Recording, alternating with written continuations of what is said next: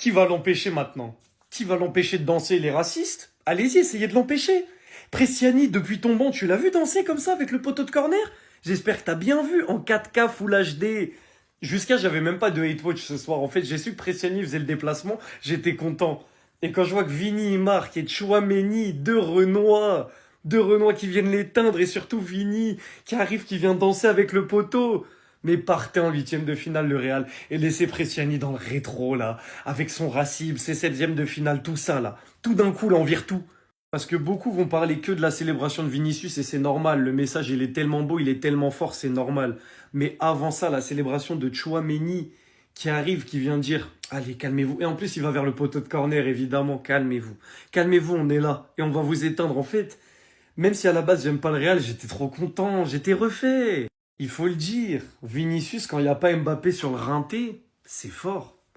Vinicius, la dernière fois qu'il a fait une saison complète sans Mbappé sur le rinté, c'est top 2 ballon d'or. Et franchement, il aurait été top 1, ça aurait été la même. Depuis qu'Mbappé est sur le rinté, tac, c'est compliqué. Là, Mbappé est pas sur le rinté, il éteint. Il éteint froidement. C'est trop encore, c'est trop. En tout cas, les Madrilènes, merci. Merci parce que là, c'est pas un match de football que vous avez gagné, c'est un petit combat contre le racisme, évidemment. C'est une petite échelle comparé à tout ce qu'il y a. On a eu la stat que Vinicius, il a été, je crois, victime 24 fois ou dans 24 stades différents, je sais plus, c'est n'importe quoi. Mais ce combat-là, vous l'avez gagné. Et de quelle manière? Baila, Vinicius. Quand c'est comme ça, tu peux bailar. Autant que tu veux, personne t'en voudra.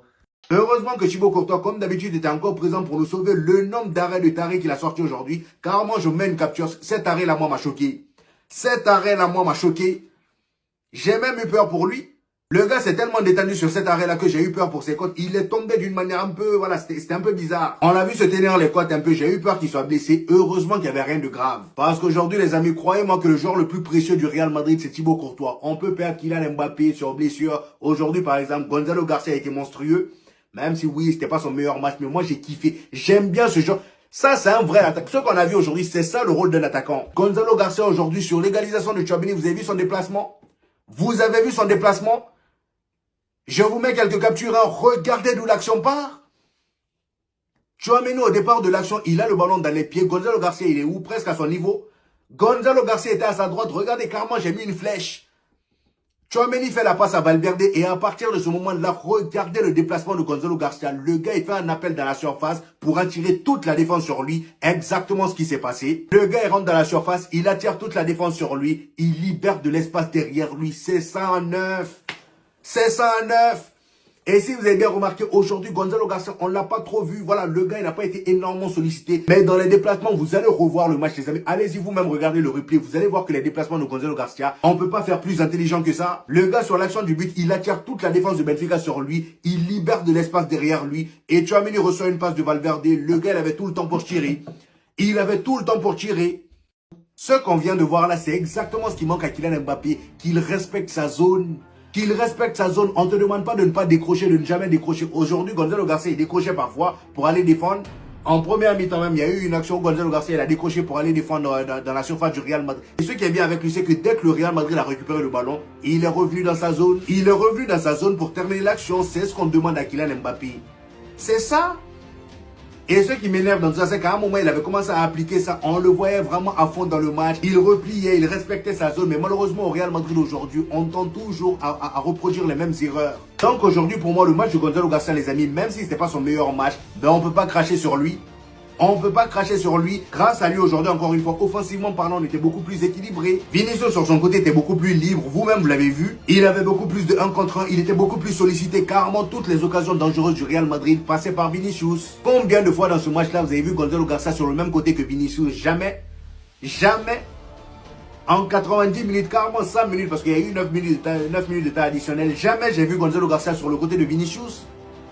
Il est revenu sur la blessure de Kylian Mbappé et c'est parti pour la conférence de presse et les déclats d'après-match d'Alvaro Arbeloa. Mbappé n'a pas pu terminer l'entraînement hier, nous avons préféré ne pas prendre de risques. Le mieux était de l'arrêter, de le laisser récupérer, on verra combien de jours il lui faudra. Je suis très heureux pour Vinicius, il le mérite. Ce n'est pas facile de gagner sans des joueurs fondamentaux comme Mbappé, Bellingham, Militao. C'est pourquoi cette victoire est si belle. Nous avons eu de la chance de marquer peu après leur but. Concernant la performance de Federico Valverde, je veux des buts et des passes décisives comme Ancelotti le souhaitait. Il est tellement important, un capitaine, un leader, il incarne ce que représente le Real Madrid. Je suis très fier de lui. Concernant Mbappé, est-ce qu'il est blessé, oui ou non? Je ne saurais dire s'il s'agit d'une simple gêne ou d'une blessure. Le mieux était de l'arrêter, de le laisser récupérer. Il ne peut pas jouer. Nous espérons qu'il sera de retour dans quelques jours ou quelques semaines. Tchouaméni préfère le Sporting parce que le déplacement est plus court. Moi, je voulais être qualifié pour les huitièmes de finale, mais c'est pareil. On sait que ce sera difficile car le match retour se jouera à l'extérieur.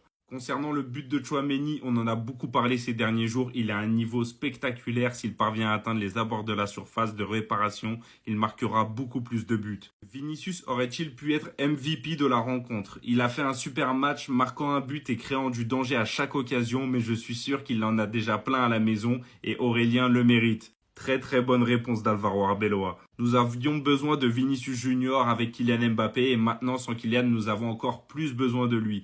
Il doit être notre leader et le joueur autour duquel nous basons notre jeu. Espérons qu'il continue à maintenir ce niveau. Qu'est-ce que ça fait à Alvaro Arbeloa de potentiellement affronter Guardiola en huitième de finale? Peu importe, nous n'avons aucune préférence.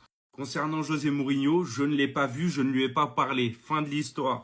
Alors là, l'honneur du Real Madrid a été sauvé. Malgré tous les absents qu'on avait, Kylian Mbappé notamment qui est blessé au genou, on est quand même allé chercher la victoire à domicile après toutes les polémiques qu'il y a eu. Exactement comme au match aller, le Real Madrid aujourd'hui encore une fois a eu du mal à rentrer dans son match. Et c'est d'ailleurs comme ça que vient le but de Benfica dès la 14e minute. Et ça sur un très mauvais alignement de la défense, notamment Camavinga. Sur l'action du but, il avait complètement oublié Pavlidis. Et heureusement que 2 minutes après, Aurélien Tchouaméni part égaliser. Lui qui a d'ailleurs été monstrueux aujourd'hui au milieu, il était dans tous les bons coups. Et comment parler de son but sans parler du déplacement de Gonzalo Garcia, les amis? Même si c'était pas le meilleur match de Gonzalo Garcia, c'est vrai. On a vu encore une fois exactement ce qui manque à Kylian Mbappé. Sur l'action du but de Tchouaméni, regardez vous-même d'où part Gonzalo Garcia. Il était pratiquement au niveau du ballon. Dès réception de balle par Valverde, on voit Gonzalo Garcia enchaîner une course vers l'intérieur. Chose que Kylian Mbappé n'aurait jamais fait. Il serait resté devant la surface pour demander le ballon dans les pieds. Gonzalo Garcia lui fait un appel vers l'intérieur. Il attire toute la défense sur lui. Ce qui a automatiquement libéré de l'espace pour Tchouaméni. Il reçoit le ballon devant la surface et il n'avait plus qu'à tirer. Ça, c'est le rôle d'un attaquant. Même quand le ballon ne vient pas dans les pieds, fais la course qu'il faut. Et là, en deuxième mi-temps, après un moment très compliqué pour le Real Madrid qui subissait, Vinicius qui pour moi aujourd'hui était en feu ce soir, même si je trouve qu'il y a eu des moments où il perdait quelques ballons bêtement. Et d'ailleurs, on a même failli se prendre un but à cause de lui. Et à la 119e minute, sur une magnifique sortie de balle du Real Madrid au milieu, notre cher Vini récupère le ballon et part terminer de la meilleure des manières. Et juste après ça, il vient célébrer devant les supporters du Santiago Bernabéu de la même manière qu'il avait célébré à Lisbonne. Il fallait qu'il marque ce soir pour fermer des bouches.